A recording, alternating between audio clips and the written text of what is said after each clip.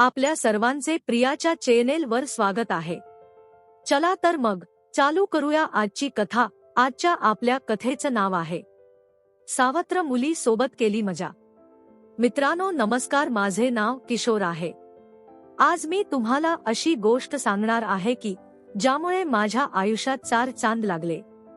त्या गोष्टीमुळे मला एक अतिशय कडक आणि तरुण माल घर बसल्या ठोकायला मिळाला, आणि तेही आयुष्यभरासाठी। तर मुळात सांगायचं म्हणजे माझी पहिली बायको अचानक मेल्यावर मी दुसरे लग्न केले। दुसरं लग्न म्हणजे काही ना काही ॲडजस्टमेंट तर येतातच ना, मी पण तशीच केली होती। फक्त यात एकाच चांगली गोष्ट होती, ती म्हणजे मी जिच्याशी लग्न केले होते तिला मी आधीपासून ओळखत होतो। तिचे नाव साक्षी होते। ती माझ्या जुन्या ऑफिसमध्ये काम करायची, त्यामुळे आमची ओळख आधीपासून होतीच। तिचा पण नवरा एका ॲक्सिडेंट मध्ये मेला होता, त्यामुळे तिला पण माझ्या सारखेच एका जोडीदाराची गरज होती। यात मेघ अशी होती की मला काही मूळ बाळ नव्हते आणि मी साक्षीपेक्षा खूप तरुण होतो। पण म्हणून काही साक्षी म्हातारी वगैरे नव्हती, हा दिसायला देखणी तर होतीच, ती पण तिची आकार म्हणजे एक अफलातून कारागिरी होती। तिला बघताच माझा दांडा सलामी देत असे, आणि पुढे जाऊन त्याच साक्षी बरोबर मी लग्न केले होते। तर यात एक गोष्ट अशी होती की साक्षीला एक मुलगी होती, तिच्या आधीच्या नव्याकडून ती कॉलेजला जात होती। तिचे नाव सायली होते। मी आधी तिला कधी बघितले नव्हते, पण जेव्हा तिला बघितले तेव्हा मात्र मी घायाळच व्हायची बाकी होतो। सायली दिसायला साक्षीपेक्षा पण कंडका पीस होती। उंच तर होतीच ती, पण दिसायला खूप गोरी पान आणि नाकी डोळी नीट्स होती। तिची आकार म्हणजे काही विचारू नका, अतिशय मस्त आकार असलेली सायली तिच्या छातीचे उभार बाहेर काढून चालताना तिच्यावर नजर खेळली नाही तर पेज। तिच्या टरबूजचा आकार असा काही गोल होता की त्याच्याकडे तासनतास बघून तिच्या नावाने हात मारायला कोणालाही अजिबात कंटाळा येणार नाही। आमचे लग्न झाले आणि मीच त्यांच्या घरी शिफ्ट झालो। मी जसा साक्षीची काळजी घेत होतो तशी सायलीची पण घेत होती। मी तिचा बाप झालो होतो, पण मी कितीही केल तरी तिचा काही खरा बाप नव्हतो, सावत्र बाप होतो। त्यामुळे मी सगळ्यांसमोर फक्त तिच्याशी बाप म्हणून नाटक करायचो, पण एकांतात मात्र तिच्या नावाने हात मारायचो। माझी नजर सतत तिच्यावर असायची, ती काय करते, काय कपडे घालते, कुठे जात इत्यादी।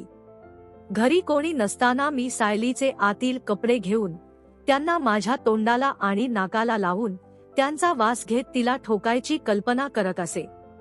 तिला प्रत्यक्षात ठोकत असल्याची अनुभूती मला मिळत असे, त्यामुळे मी कधीच अशी वेळ सोडत नव्हती। तिच्यात आणि माझ्यात चांगलीच गट्टी झाली होती। ती माझ्याशी बाप कमी आणि मित्र म्हणून जास्त चांगली मिसळत अशी, त्यामुळे मला कधी कधी तिचे काही समजायचे नाही।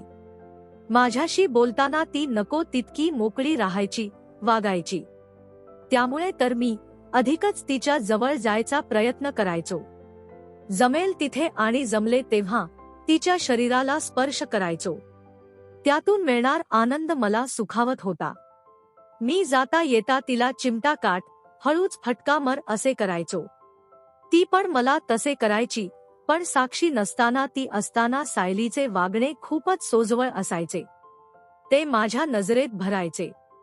मला समजायचे की हिला आमच्या दोघांच्यातील गोष्टी तिच्या आईपासून लांब ठेवायच्या होत्या। मी तिला सतत पॉकेट मनी देत असे, साक्षीच्या अप्रोक्ष खूप गोष्टी तिला माझ्याकडून मिळायच्या। एकदा साक्षी ऑफिस कामासाठी एक आठवडा बाहेर गावी जाणार होती।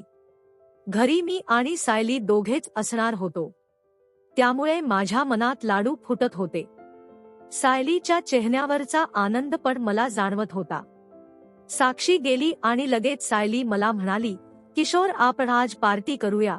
एकांतात ती मला माझ्या नावाने हाक मारायची। आम्ही त्या दिवशी धमाल पार्टी केली। तिने बियर पण मारली, डान्स केला, जेवण केले आणि आम्ही झोपी गेली। दुसऱ्या दिवशी मात्र तिच्यात कमालीचा फरक झालेला मला जाणवला।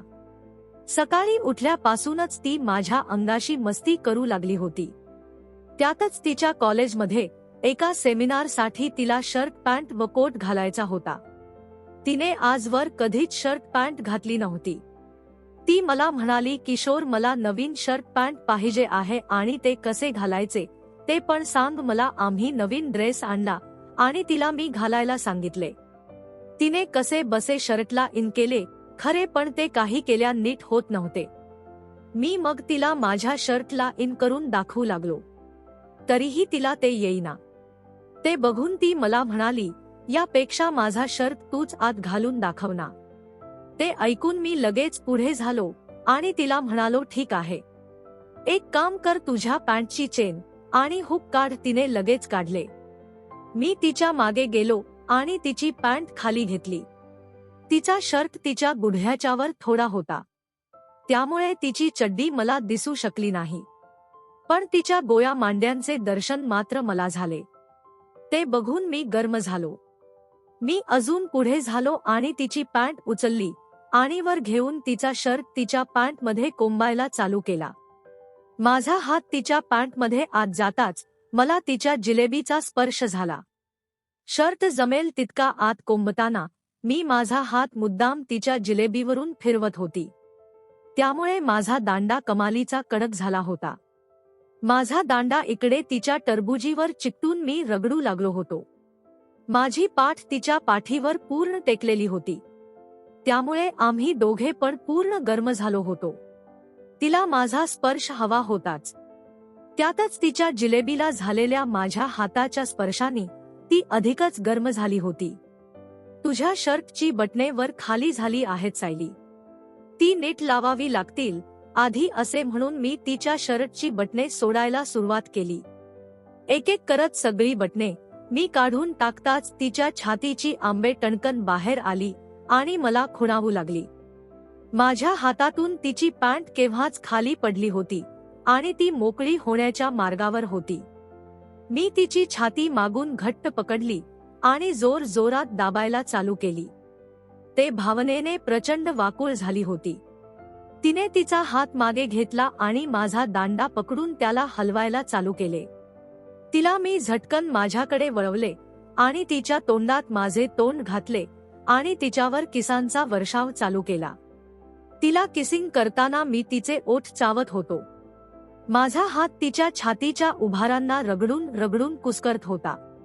तिच्या मनुकेना मी लगेचच माझ्या तोंडात घेतले आणि चोखायला सुरुवात केले. माझी पॅन्टोवर तिने काढून मला पण पूर्ण मोकळी केले होते. तिला मी तसेच उचलले आणि आमच्या बेडरूम मध्ये घेऊन गेलो. मी बेडवर पाठीवर झोपलो व तिला वरून येण्यास सांगितले. तिने माझ्याकडे तिची टरबूज केली आणि माझा दांडा तिच्या तोंडात घेऊन चोखायला सुरुवात केली. ती माझा दांडा चोखत होती आणि मी माझी जीभ तिच्या जिलेबीवरून फिरवत होतो. तिची जिलेबी कमालीची ओली झाली होती. मी माझी जीभ जमेल तितकी आत कोंबत होतो आणि आत असलेल्या दाण्याला कुरवाळत होतो. तिच्या जिलेबीवरून तिच्या टरबुजीच्या खड्यापर्यंत एकसारखी मी माझी जीभ फिरवत होतो.